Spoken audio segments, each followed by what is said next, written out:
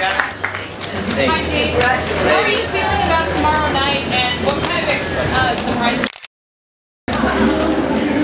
Well, they wouldn't be surprises if I told you. I'm feeling pretty good. You know, the Oscars are a thing. They've been going on for 83 years. I'm kind of, you know, joining a bigger apparatus. So it's gonna be, you know, pretty familiar in some ways. I think it'll be fun. I mean, they're allowing us to be relaxed, or they're not, you know, stretching us into some mold that we don't fit. So I think it'll be fun.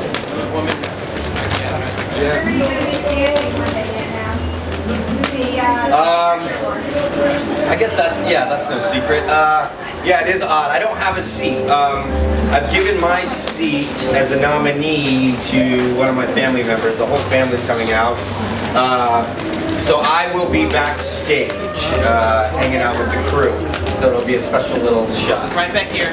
So you've been in big budget movies like Spider-Man, and now you did some independent films.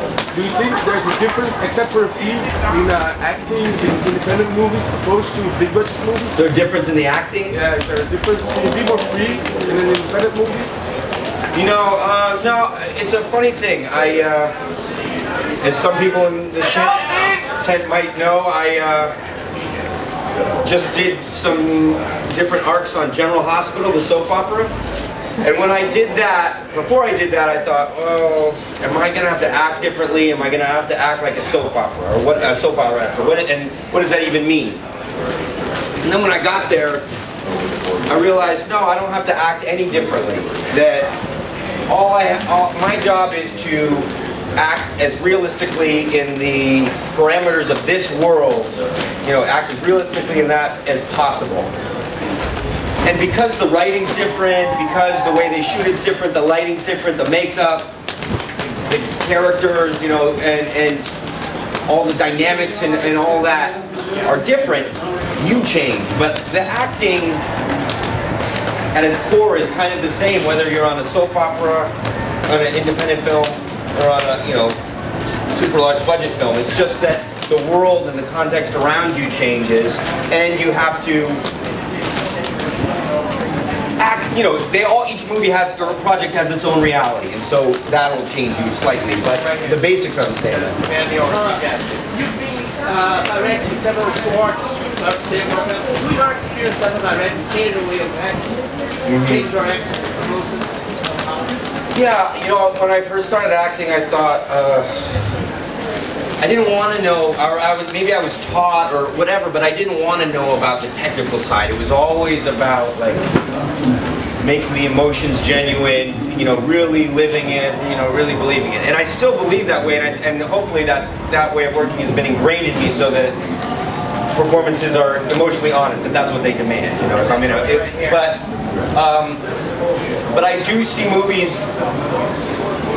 as for the collaborative art form that they are now, and so I know that there are, yes, the actors should be living, you know, realistically and acting realistically, but there's cameras and, you know, there's lighting and there's blocking and there's all these other things, considerations, and so instead of trying to ignore all that, I try to work with all that. This one right here. You live there? Oh, which street? Which one?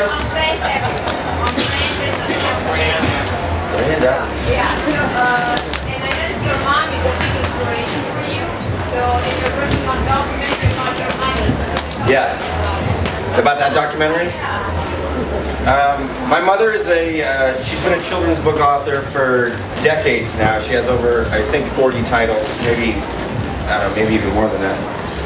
And she recently has started writing and publishing young adult fiction, and her first young adult novel is called Metamorphosis, which is a loose retelling of Ovid's Metamorphosis in a contemporary high school setting.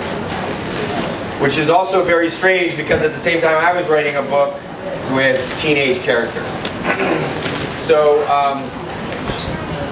nothing against my mom, but I didn't want to read. I didn't want to read her book while I was writing my book. And so I haven't read the full thing. There's a poetry class in the book, and they read, and she includes some of the characters' poetry. So I read the poetry sections for the audiobook. Now she has adapted the book into a stage play, and she's putting it on at the Palo Alto Theater. And